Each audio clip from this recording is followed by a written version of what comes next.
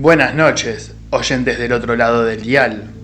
Esta historia llega desde el oeste del conurbano, donde las luces del tren todavía cortan la oscuridad y cada estación parece detenerse un segundo más de lo necesario.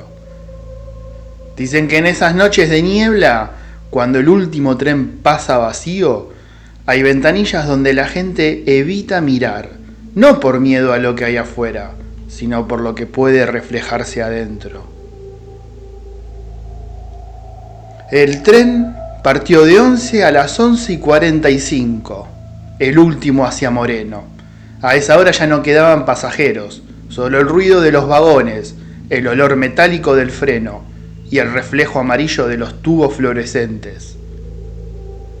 Entre los pocos que viajaban esa noche iba un hombre de unos 40, traje arrugado y maletín viejo, mirando su propio reflejo en la ventanilla. Se llamaba Ernesto, trabajaba en la oficina de seguros y había pasado los últimos 20 años viajando el mismo trayecto, 11 Liniers, Castelar Morón, Moreno. Siempre el mismo asiento, siempre el mismo horario. Esa noche, sin embargo, algo era distinto. El tren parecía ir más lento, el aire más espeso, y en el reflejo de la ventanilla Ernesto notó algo que lo hizo apartar la vista. Detrás de él, reflejado en el vidrio, había otro rostro. Un hombre sentado 2 filas atrás, mirándolo fijo, con los ojos completamente negros. Ernesto se giró, y cuando miró, el asiento estaba vacío. Tragó saliva, pensó que era el cansancio, la mezcla de sueño y rutina. Cerró los ojos y cuando los abrió, el reflejo seguía ahí, solo que ahora el hombre estaba sentado justo a su lado. Ernesto se quedó inmóvil, no se animó a girar, solo miraba el reflejo en el vidrio, donde el hombre seguía sentado a su lado, sin moverse, sin parpadear. El tren se detuvo entre estaciones. Afuera la oscuridad del conurbano era una pared de sombras, ni casas ni luces, solo neblina. El silencio era absoluto, ni el traqueteo de las vías, ni el murmullo eléctrico, nada. Entonces el hombre del reflejo sonrió, una sonrisa leve, tensa, como si apenas recordara cómo hacerlo. Ernesto giró de golpe. El asiento a su lado seguía vacío, pero el reflejo no había desaparecido. Seguía ahí, y ahora el otro también se había girado, mirándolo directamente a los ojos. El vidrio empezó a empañarse, desde adentro, una neblina tibia, con marcas de dedos que se movían desde el otro lado. Ernesto dio un paso atrás, nadie más en el vagón, nadie en los pasillos, solo él y esa cosa reflejada que respiraba más fuerte que él. ¿Qué querés?, susurró.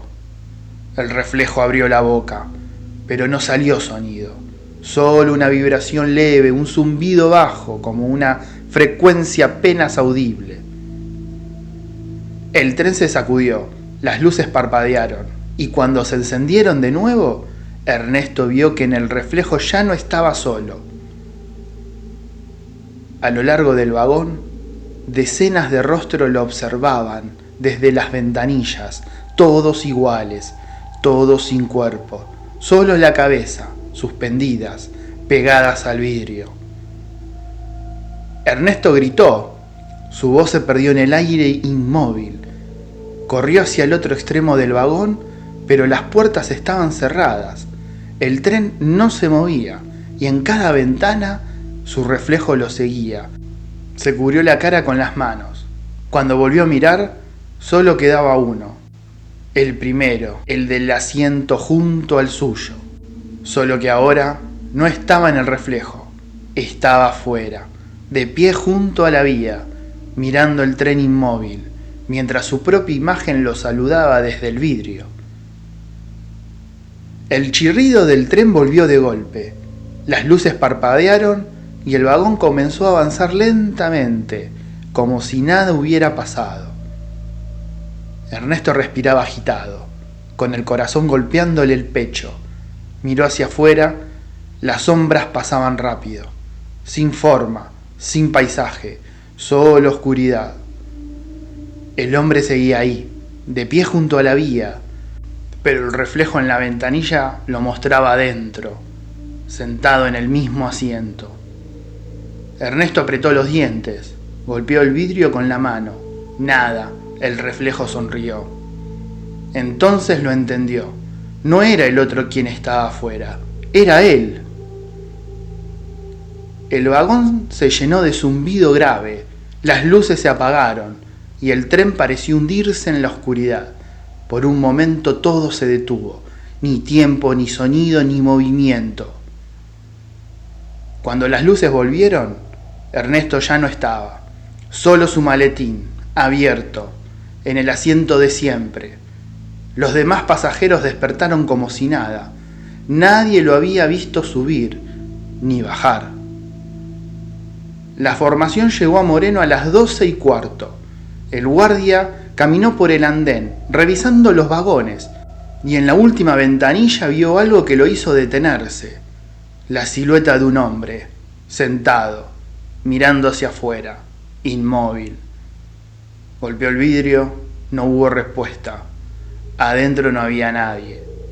Pero cuando se alejó, la silueta volvió a aparecer, y esta vez le devolvió un saludo. Así terminamos por esta noche.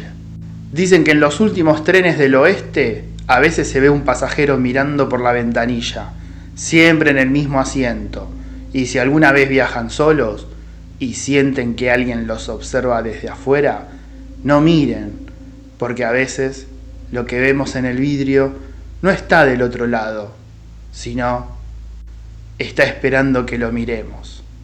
Esto fue Turno Noche.